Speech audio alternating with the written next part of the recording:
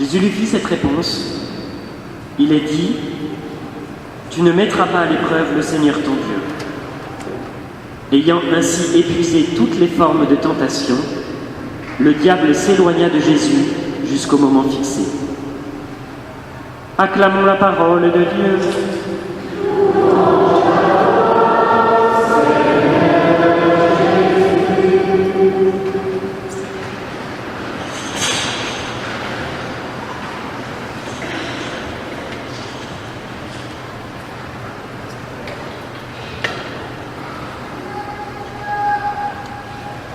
Mon homélie s'appelle « Tactique du diable ». Le but de mon homélie, c'est que vous connaissiez mieux les tactiques de l'ennemi pour pouvoir y résister et les combattre. Pourquoi j'ai pris ce sujet aujourd'hui? Vous avez entendu l'évangile. Dans l'évangile, Jésus s'en va au désert et il est tenté par le diable. Si Jésus a été tenté, ne nous étonnons pas que nous aussi nous soyons tentés.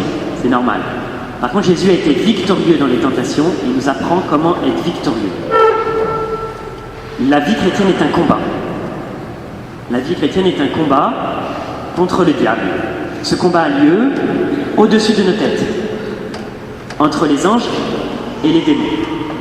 D'une certaine manière, ça, on laisse faire. Et il a lieu aussi en nos cœurs. Alors là, c'est là que nous pouvons être actifs et nous devons combattre. Dans nos cœurs, dans le cœur de chaque homme, se déroule le combat entre le bien et le mal. Alors, quel est l'enjeu de ce combat?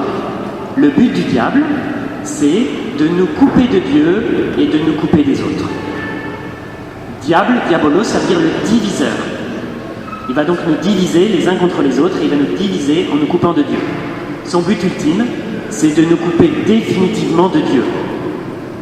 Vous savez que Dieu nous attend dans la vie éternelle. C'est le but de notre vie, c'est d'atteindre la vie éternelle après notre mort. Le but du diable, c'est de nous couper pour toujours de Dieu. Comment s'appelle la coupure pour toujours avec Dieu? L'enfer. Alors, aujourd'hui, je voudrais vous apprendre 3 tactiques que le diable utilise contre nous pour que vous les connaissiez et qu'ainsi, vous soyez plus forts pour résister. Alors voilà le nom des 3 tactiques. La première, c'est la tactique de la fissure. La deuxième, c'est la tactique de l'isoloir. Et la troisième, c'est la tactique du saucisson. Alors, première tactique, la tactique de la fissure. Chacun d'entre nous, nous avons des points faibles, des fissures, des failles. Comment va se comporter le diable avec nous? Le diable est comme un chef de guerre qui s'attaque à une muraille. Que fait-il? Il cherche la fissure, il cherche la faille dans la muraille. Et ensuite, il attaque sur la muraille, il l'élargit pour entrer. Quand il est entré dans la ville, il possède toute la ville. Du coup, en général, je vais être tenté, je ne vais pas être tenté sur tout, je vais être tenté sur mes points faibles.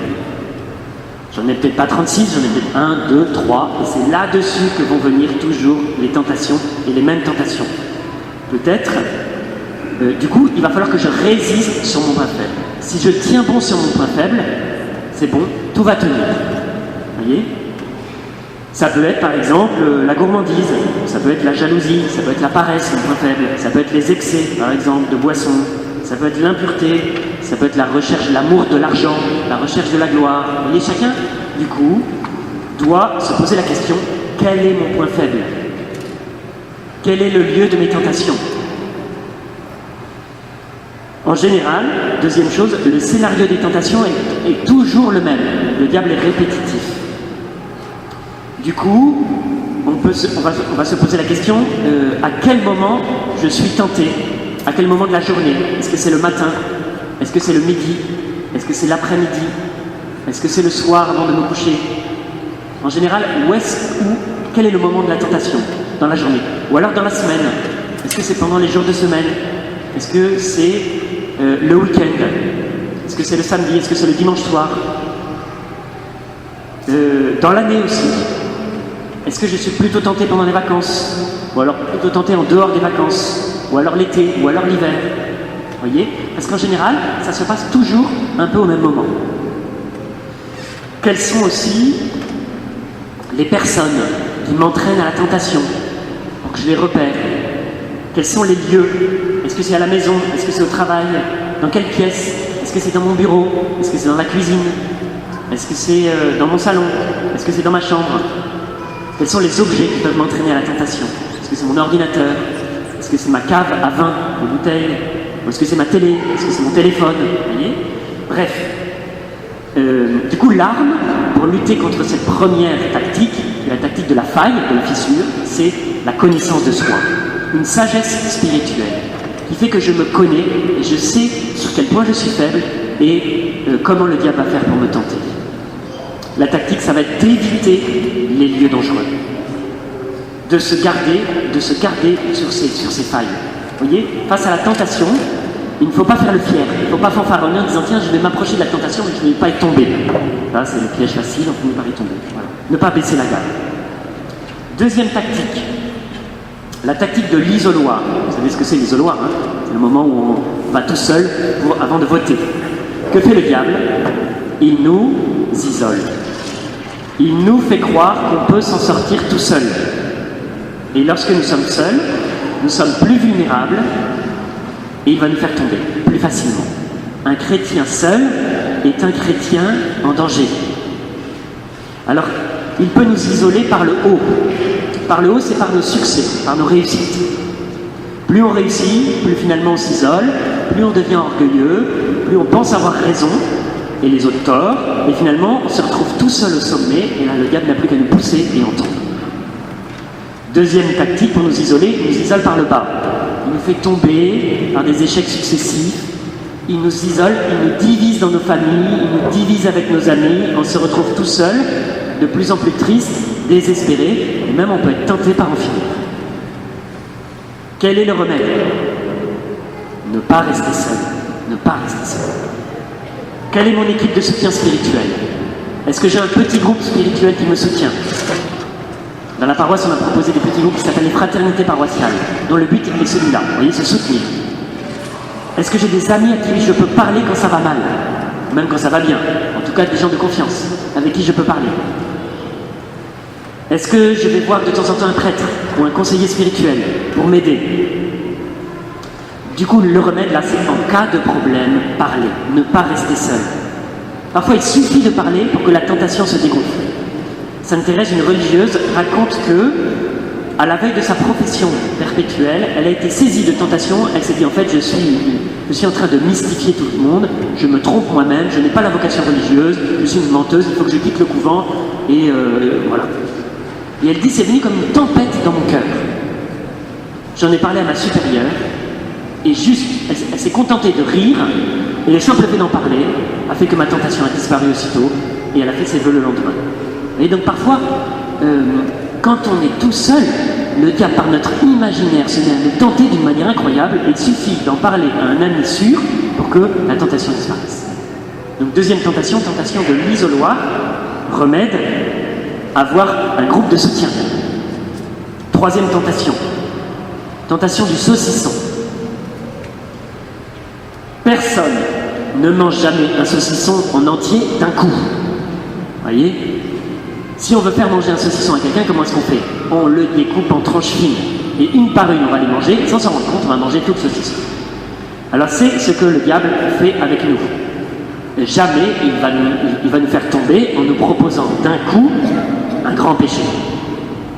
Mais qu'est-ce qu'il va faire? Il va découper en tranches fines le péché, et progressivement, il va obtenir de nous une série de toutes petites chutes, et à la fin, il va obtenir le péché, le grand péché qu'il voulait obtenir. Donc il va travailler dans le temps, petit à petit. Je vous donne un exemple. Pour les couples, que veut faire le diable? Il veut vous séparer. Moyen, vous faire tomber dans l'infidélité. Si vous faites tomber dans l'infidélité, il est probable, il est possible qu'il obtienne une séparation. Alors comment il va faire? Eh bien, il va semer, par exemple, des petites disputes au début. C'est presque rien. Comment il va faire? Il va utiliser la fissure, il va regarder le point faible. Il va attaquer là-dessus. Et puis ensuite, de petites fissures, de petites disputes en petites disputes, il va semer l'incompréhension. Une incompréhension plus grande. Et puis un doute.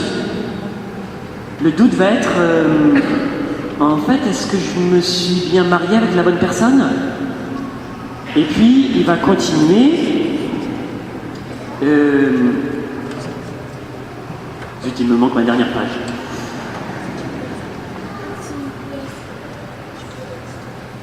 Bon, il me manque vraiment ma dernière page. Alors, il va falloir que j'improvise. Alors, il va continuer du coup de l'incompréhension au doute. Est-ce que je suis bien marqué avec la bonne personne? Il va accentuer le doute. Vraiment, je pense que je me suis trompé. Et puis, il va aussi isoler. Je vais en parler à personne, parce que c'est quand même assez grave, tactique de l'isoloir. Et puis, il va me faire rencontrer quelqu'un qui est justement la bonne personne. Et il va faire naître en moi l'idée que, en fait, je ne me suis pas marié avec la bonne personne, c'est un tel que j'ai rencontré à mon travail qui est en fait la bonne personne. Et puis, un jour où ça va mal, il va proposer l'occasion de la chute, et je vais tomber. Et puis alors après, quand je suis tombé une fois, deux solutions, il va encore m'isoler, et alors soit il va faire répéter la chute, et alors je vais être dans une espèce d'impasse, ou alors soit il va aller plus loin, il va dire en fait je dois quitter mon conjoint, et je dois me marier avec l'autre. Et il va obtenir au bout d'un certain temps ce qu'il voulait obtenir. Remède, l'arme de destruction massive du péché, c'est la miséricorde. La confession régulière. En fait, dans le processus du saucisson, on peut l'arrêter à tout moment par une confession. La confession nous permet d'arrêter ces accumulations de petits péchés et de remettre à zéro. Donc c'est vraiment la solution.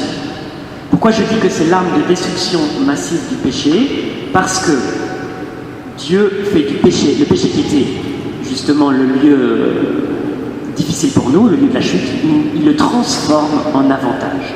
Pourquoi? On peut voir la relation avec Dieu, la relation avec les autres comme une corde. Vous voyez, que fait le péché? Le péché coupe la relation, donc coupe la corde. Que fait la miséricorde et la confession? Il fait un nœud. Du coup, après avoir coupé la corde et fait un nœud, la corde est un peu plus courte. Et du coup, nous nous sommes rapprochés des autres et rapprochés de Dieu après avoir péché et se confesser. Ça ne veut pas dire qu'il faut pécher exprès pour se confesser. Il n'y a pas besoin. Mais ça veut dire qu'il faut se confesser souvent. Vous voyez, si vous êtes un grand pécheur, que vous péchez souvent, si vous vous confessez souvent, qu'est-ce qui va se passer? Il va y avoir beaucoup de nœuds sur votre corde, vous allez vous rapprocher de Dieu, vous allez vous rapprocher des autres, vous allez devenir saint. Du coup, le péché devient un avantage. Vous voyez, ça c'est Dieu qui inverse les choses. Voilà. Alors je vous répète les trois tactiques. C'est sur les lettres F, I, S qui sont les trois premières lettres de fissure. Donc la première c'est la fissure, F. La fissure c'est le diable nous attaque sur les points faibles. Remède, garder nos points faibles, se connaître spirituellement. Deuxième I, isoloir. Le diable nous isole. Remède, ne pas rester seul, avoir un groupe de soutien, avoir des amis. Troisième, S, tactique du saucisson. Le diable obtient notre chute par une série de petits péchés. Remède, se confesser régulièrement. Voilà. Du coup, vous êtes armés pour bien combattre maintenant pendant cette période de carême. Chaque semaine, on voulait vous proposer une démarche. Cette semaine, première semaine de carême, on voulait vous proposer de vous libérer, de demander au Seigneur la grâce d'une libération. Libération de ce qui nous empêche de venir vers Dieu ou vers les autres. On a mis ici une grande malle, qui est la malle de la victoire, et j'ai écrit dessus, c'est pour que nous restions libres que le Christ nous a libérés. Le Christ nous a libérés de nos péchés pour qu'on reste libres. Alors on vous propose de venir soit déposer dans la malle, vous débarrasser de ce qui vous empêche d'aller vers Dieu. Par exemple, tous les objets mauvais dans notre maison. Ça peut être les mauvais livres, les mauvais films, ça peut être les pendules, les objets occultes, les cartes par exemple, les tarots, tout ça ce sont des choses qui sont mauvaises pour nous. Débarrassons-nous en les mettant dans la malle. On peut aussi écrire des petites intentions en disant au Seigneur, Seigneur, libère-moi de ça. Libère-moi de mon addiction à ça. Redonne-moi la liberté. Et la malle va rester pendant tout le carême. Du coup, pendant tout le carême, on pourra demander au Seigneur une libération. La deuxième proposition, c'est de jeûner. On vous propose le vendredi de carême de jeûner, soit ensemble, on est plus fort ensemble. Du coup, dans la maison de la Sainte Famille, à 12h30, on vous proposera chaque vendredi de partager ensemble un bol de riz. Et vous pouvez aussi le faire chez vous, ou alors venir ensemble le faire ici. Pourquoi? Parce que le jeûne nous libère de nos attraits de la terre. Donc c'est bon pour nous de nous libérer un peu des choses terrestres pour nous tourner plus vers Dieu. Voilà les propositions pour cette semaine. Amen.